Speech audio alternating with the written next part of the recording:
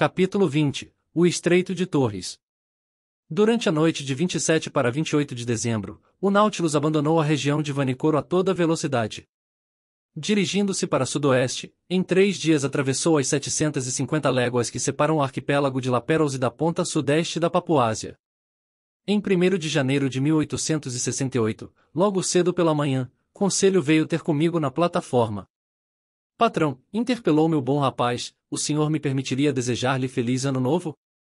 Como não, Conselho, exatamente como se eu estivesse em Paris, no meu gabinete do Jardim Botânico. Aceito seus votos e agradeço. Perguntaria, contudo, o que entende por feliz ano novo nas circunstâncias em que nos encontramos?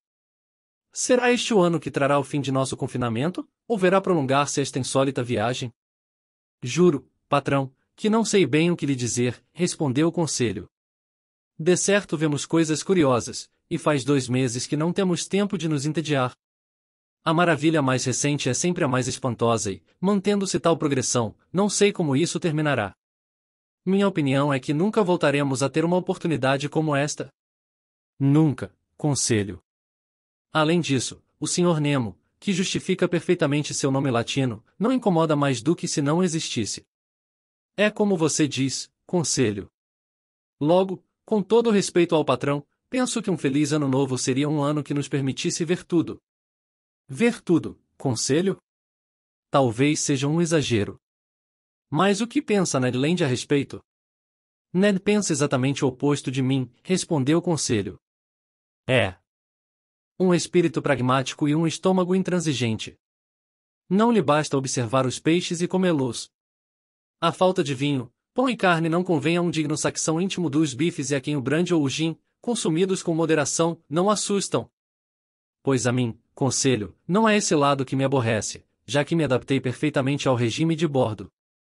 E eu também, disse Conselho. Dito isto, inclino-me a ficar, da mesma forma que Mestre Land inclina-se a fugir.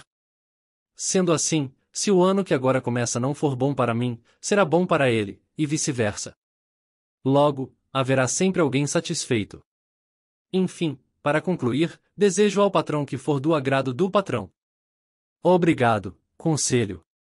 Eu só lhe pediria que adiasse para mais tarde as questões pendentes e as substituísse provisoriamente por um bom aperto de mão. É tudo que tenho. O patrão nunca foi tão generoso, declarou o Conselho. E, com isso, o bom rapaz se foi. No dia 2 de janeiro, já havíamos percorrido 11.340 milhas, ou seja, 5.250 léguas desde o nosso ponto de partida nos mares do Japão. À frente do esporão do Nautilus estendiam-se as perigosas paragens do Mar de Coral, na costa nordeste da Austrália.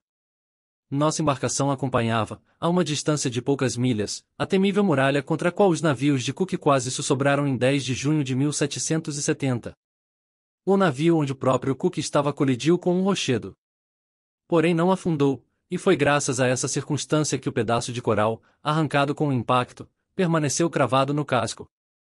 Teria sido uma dádiva visitar esse recife com 360 léguas de comprimento, contra o qual o mar, sempre encapelado, quebrava com uma intensidade incrível, comparável ao rebombar do trovão, mas nesse momento os planos inclinados do Nautilus nos arrastaram para as profundezas.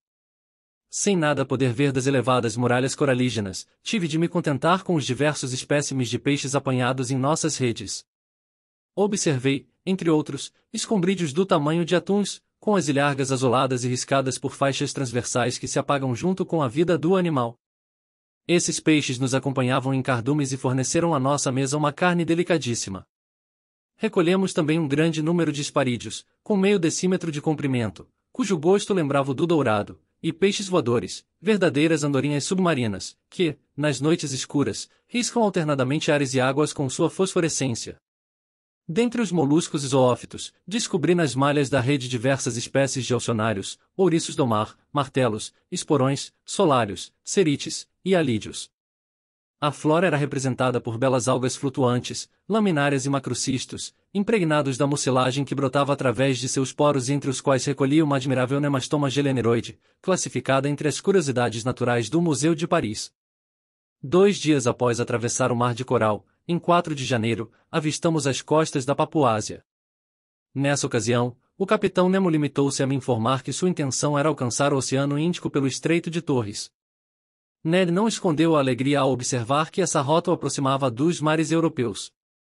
O Estreito de Torres, que separa Nova Holanda da grande ilha da Papuásia, também conhecida como Nova Guiné, é considerado perigoso não tanto pelos recifes traiçoeiros, mas pelos selvagens habitantes que vivem às suas margens. A Papuásia tem 1.600 km de comprimento por 520 de largura, e uma superfície de 160 mil km. Localiza-se na latitude entre 0 graus 19 e 10 graus 2 sul e na longitude entre 128 graus 23 e 146 graus 15. Ao meio-dia, enquanto o imediato calculava a altura do Sol, percebi os picos dos Montes Arfak, escalonados por planos e terminados em agulhas. Essa terra, descoberta em 1511 pelo português Francisco Serrano, foi visitada sucessivamente por Dom José de Menezes em 1526, por Grijalva em 1527, pelo general espanhol Alvar de Saavedra em 1528, por Joy Gortês em 1545, pelo holandês Schouten em 1616, por Nicolas Struik em 1753, por Tasmo, Dampier, Fomel, Cartere, Eduardes, Bougainville, Cook, Forrest, McClure, por Entrecastel's em 1792, por Duperre em 1823, e por Dumont d'Urville em 1827. É a origem dos negros que ocupam toda a Malásia, disse o Sr. de Rinzi, e eu mal conseguia crer que aquele tortuoso périplo iria me colocar diante dos temíveis andamãos. O Nautilus encontrava-se, portanto, na entrada do mais perigoso estreito do globo, aquele que os mais temerários navegadores hesitam atravessar, o mesmo que Luís Paz de Torres enfrentou ao voltar dos mares do sul para a Melanésia, e no qual, em 1840, as corvetas desgovernadas de Dumont d'Urville estiveram prestes a ir a pique. Não obstante, o próprio Nautilus, superior a todos os perigos do mar, iria deparar-se com os recifes coralinos. O Estreito de Torres possui cerca de 140 km de largura, mas é atravancado por uma inacreditável quantidade de ilhas, ilhotas, rochedos e recifes, o que torna quase impraticável sua navegação. O capitão Nemo, diante disso, tomou todas as precauções requeridas para atravessá-lo, e o Nautilus, flutuando na linha da superfície, avançava a uma velocidade moderada. Sua hélice, como se fosse a cauda de um cetáceo, movia-se preguiçosamente. Aproveitando-nos dessa circunstância, meus dois companheiros e eu havíamos nos instalado na sempre deserta plataforma. À nossa frente elevava-se a casinha do timoneiro, que, se não me engano, naquele momento era o capitão Nemo, conduzindo pessoalmente o Nautilus. Eu tinha diante de mim os excelentes mapas do Estreito de Torres levantados e elaborados pelo engenheiro hidrógrafo Vincendon Dumoulin e o alferes naval Cope Vendisbois, agora almirante, que integravam o Estado-Maior de Dumont d'Urville durante sua última viagem de circunnavegação. São, ao lado dos do capitão King, os melhores mapas para entender o emaranhado daquele estreito, e eu os consultava com escrupulosa atenção. Em torno do Nautilus, o mar encrespava-se, furioso. A corrente marítima, que corria de sudeste para sudoeste a uma velocidade de 2,5 milhas, quebrava nos corais, cujas cristas afloravam aqui e ali. Isso é o que chamo de mar virado, comentou Ned Land. Realmente, detestável, concordei, nada propício para uma embarcação como o Nautilus. Espero que esse maldito capitão saiba o que está fazendo, pois vejo à frente barreiras de corais que não precisam mais que roçar seu casco para fazê-lo em 1000 pedaços, desafiou o canadense.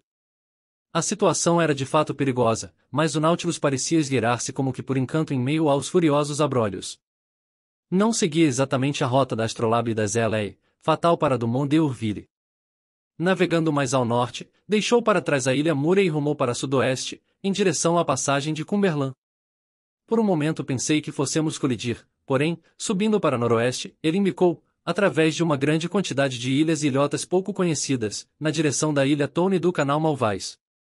Eu já me perguntava se o capitão Nemo, imprudente às raias da loucura, cogitava encaminhar seu navio para aquela garganta que pulverizara as duas corvetas de Dumont d'Urville, quando, alterando pela segunda vez seu curso e cortando direto para oeste, ele tomou o rumo da ilha Gueboroar. Eram 3 horas da tarde. A arrebentação não dava trégua, a maré estava quase cheia. Já nos encontrávamos a menos de 2 milhas da costa, que ainda vejo com seu notável colar de pândanos, quando me vi derrubado por um impacto súbito. O Nautilus, imobilizando-se e adernando ligeiramente para bombordo, acabará de abauroar um rochedo. Quando me recobrei, vi o capitão Nemo e seu imediato na plataforma vistoriando a embarcação e trocando algumas palavras em seu incompreensível idioma. Eis um resumo da situação. A 2 milhas a estibordo, despontava a ilha Geboroar, cuja costa descrevia um arco de norte para oeste, como um imenso braço. Ao sul e a leste já afloravam algumas cabeças de corais que a vazante descobria. Estávamos encalhados, e isto em meio a um desses mares em que as marés são ínfimas, o que representava um obstáculo à reflutuação do Nautilus. Se por um lado, graças à têmpera de seu casco, a embarcação nada sofrerá, por outro, embora insubmersível e inexpugnável, corria o sério risco de ficar para sempre agarrada àqueles escolhos, e então adeus ao aparelho submarino do Capitão Nemo. Assim refletia eu quando o capitão, frio e calmo, sempre senhor de si, sem parecer abalado ou contrariado, aproximou-se. Um acidente? Indaguei. Não, um incidente, foi sua resposta. Mais um incidente, repliquei, que pode obrigá-lo a voltar a ser um morador dessas terras que tanto o afugentam. O capitão Nemo fitou-me de modo singular e fez um sinal negativo, indicando com suficiente clareza que nada jamais o faria pisar novamente num continente. Disse então: o Nautilus não está perdido, Sr. Aronnax, ele ainda o transportará em meio às maravilhas do oceano. Nossa viagem está apenas no começo, e não pretendo privar-me tão cedo da honra de sua companhia. No entanto, Capitão Nemo, argumentei, ignorando a forma irônica de sua resposta, o Nautilus sussurrou durante a pré-mar. Ora, as marés não são fortes no Pacífico e, se não conseguir desfazer-se de lastro, o que me parece impossível, não vejo como voltará a flutuar.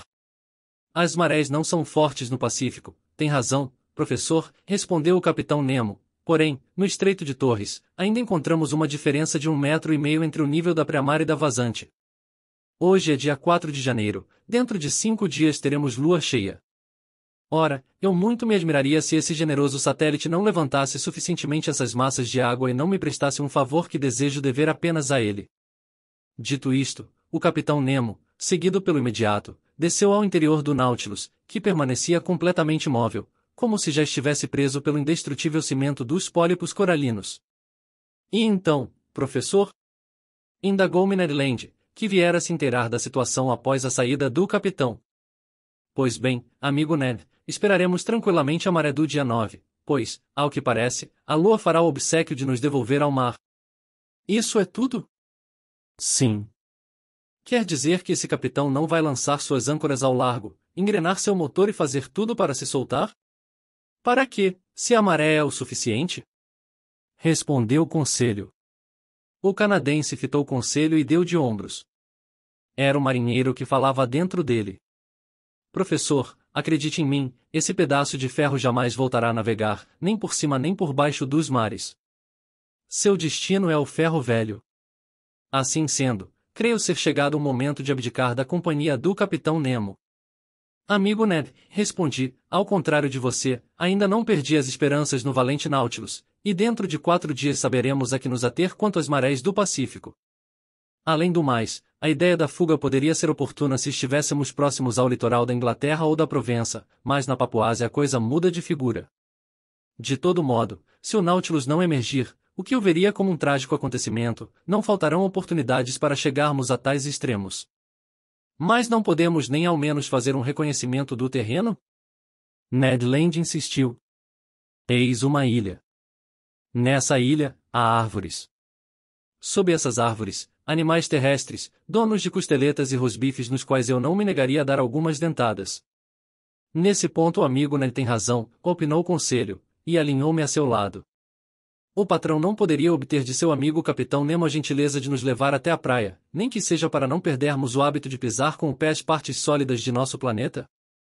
Posso perguntar, me ofereci, mas ele recusará. Arrisque-se, patrão, disse conselho, e saberemos até onde vai a amabilidade do Capitão Nemo. Para minha grande surpresa, o Capitão Nemo concedeu-me a autorização que eu lhe pedia, e o fez com graça e solicitude, sem sequer me arrancar a promessa de voltar a bordo. Mas uma fuga através das terras da Nova Guiné teria sido muito arriscada, e eu não teria aconselhado Ned Land a tentá-la. Era preferível ser prisioneiro a bordo do Nautilus a cair nas mãos dos nativos da Papuásia. O Scaler foi colocado à nossa disposição para a manhã seguinte. Não procurei saber se o Capitão Nemo estaria conosco, assim como dava por certo que nenhum homem da tripulação nos acompanharia, cabendo a Ned Land a tarefa de pilotar a embarcação. Além disso, como a Terra se achava a 2 milhas de distância no máximo, Para o canadense era muito fácil conduzir a leve embarcação pelo meandro de recifes, tão desafiadores para naus de grande porte. No dia seguinte, 5 de janeiro, o Scaler foi retirado de seu alvéolo e lançado ao mar do alto da plataforma. 2 homens bastaram para essa operação. Os remos estavam a bordo e só nos restava acomodar-nos lá dentro. Às 8 horas, armados com fuzis e machados, desatracamos do Nautilus. O mar estava sossegado e soprava uma leve brisa da ilha. Conselho e eu remávamos vigorosamente, enquanto navegava-nos por entre as estreitas gargantas que os recifes deixavam. O Scaler tinha boa dirigibilidade e avançava rapidamente. Ned Land não continha sua alegria. Era um prisioneiro evadido da prisão e retornar a ela era a última coisa que lhe passava na cabeça. Carne. Repetia. Vamos comer carne, e que carne? Caça de verdade. Nada de pão, por exemplo. Não digo que peixe não seja uma coisa boa, mas exagerar nunca é aconselhável e uma caça fresca, grelhada na brasa, servirá para variarmos nossa dieta cotidiana. Guloso. Zombava Conselho. Está me dando água na boca. Resta saber, eu disse, se as florestas são generosas e se o tamanho da caça não faz com que seja ela caçar o caçador. Ora, professor Aronnax, se não houver outro quadrúpede nessa ilha comerei tigre, lombo de tigre. Respondeu o canadense, cujos dentes pareciam afiados como um gume de faca. O amigo Ned é preocupante, inquietou-se Conselho. Seja como for, insistiu Ned Land, qualquer animal de 4 patas sem plumas, ou de 2 patas com plumas, será cumprimentado com o meu primeiro tiro de fuzil. Lá vem de novo o mestre Land com suas imprudências. Foi o meu comentário. Não tenha medo, professor Aronnax, respondeu o canadense, reme com vontade. Peço 25 minutos para lhe oferecer um prato à minha moda. Às 8h30, o Scaler do Nautilus tocava suavemente uma ponta de areia, após vencer com sucesso o anel coralino que cingia a ilha Gueboroar.